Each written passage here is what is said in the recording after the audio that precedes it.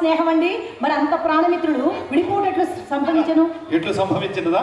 అతడు ఆంధ్రము చాలించి సంస్కృత పాఠశాలలో చేరినాడు. మీరు నేనేం చేస్తాను, చదువు చాలించి తమరి వాడలో ప్రవేశించాను. అందువలన అవును, ఏంటి ఆలోచిస్తున్నావు? ఏమండి, నా మనసులో ఒక చిన్న మాట కాదనకుండా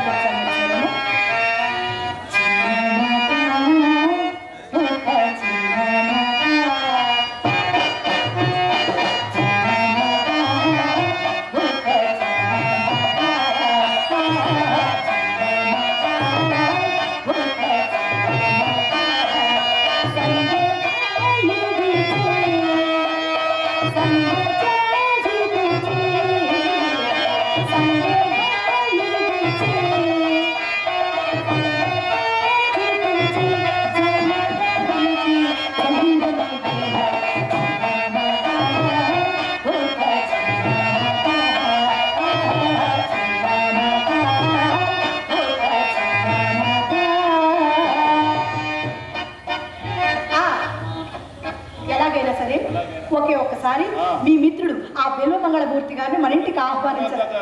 అదేనా? నా నీతికి మాత్రం భంగం రాని మీరు నమ్మితే నాకు అనిపించారు. అతనిని ఇచ్చటికి రప్పించుట అంత అరవైన కార్యం మాత్రం. ఎందుచేత అంటే అతడు మహాపండితుడు, వ్యాసుడి కంటేనా, పరమనైష్ఠుడు, విశ్వామిత్ర మహర్షి కంటేనా, విప్ర నారాయణుడి కంటేనా, ఋష్య శృంగుని కంటేనా, ఎందుకండి లక్కడ బేరములు గిత్తుడు తారసిండు వరకే, గిత్తుడు గిత్తుడు వరకే, పురుషోగ్రం ఎంత లేసి సామంతము రాడినని విపుగు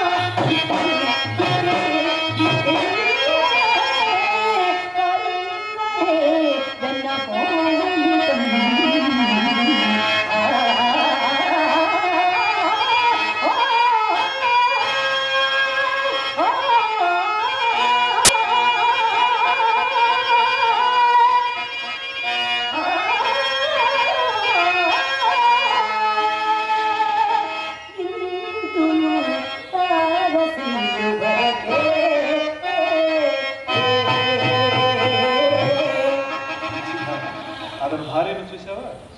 చూసావా? ఎలా ఉంటుంది? నువ్వు చెప్పు. చూసానా?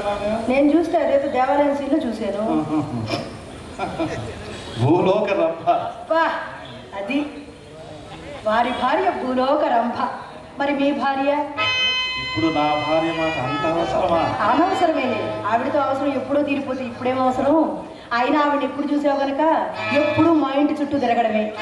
అదే ఈరోజు ఆదివారం ఒకసారి ఇంటికి వెళ్ళాలి అంటే ఎప్పుడైనా వెళ్ళావు, దీపం చుట్టూ పురుగులాగా మా ఇంటి చుట్టూ తిరగడమే. ఎప్పుడైనా ఆవిడ చూస్తే కదండి అందచందాలు గుణగణాలు తెలిసేది. అయినా నీ ఒక్కళ్ళ సంగతి ఏముందిలేండి, ఇంటి వద్ద సర్వాంగ సుందరమైన తమ తమ భార్యల్ని విడిచిపెట్టి పరాయ స్త్రీల పొందు కోసం స్వామి నెలకు జనువారిలో ఎవరి భార్య చక్కనిది కదా చెప్పండి నాకు. అయినా ఒకరి భార్య సంగతి మనకేలా, ముందు తమరి భార్య సంగతి చెప్పరాదు. తమరి భార్య ప్రాణము కలిగినట్టి పసిడివమ్మ, ప్రాణము కలిగినట్టి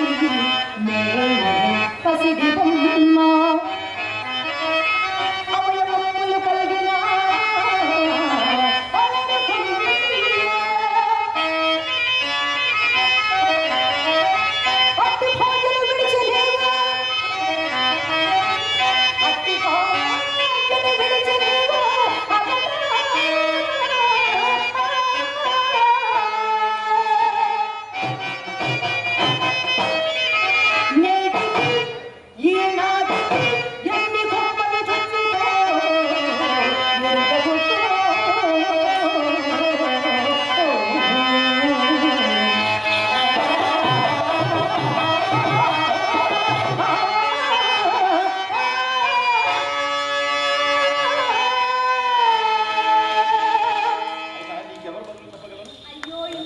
చెప్పే పనే ఉందండి. ఎలాగైనా సరే ఒకే ఒక్కసారి మీ మిత్రుడు ఆ బిల్వమంగళమూర్తి గారిని మన ఇంటికి ఆహ్వానించు భారము మీది, ఆమెను తను ఆకర్షించు భారము నాది. అతను అనుకున్న 40 లక్షల్లో సగము మీది, సగము నాది. ఏమిటి అతనుకున్న 40 లక్షలు ఇంకా నాది, నీదేమిటి? అంతా నీదే. ఎలాగో తెలుసా? అంకితం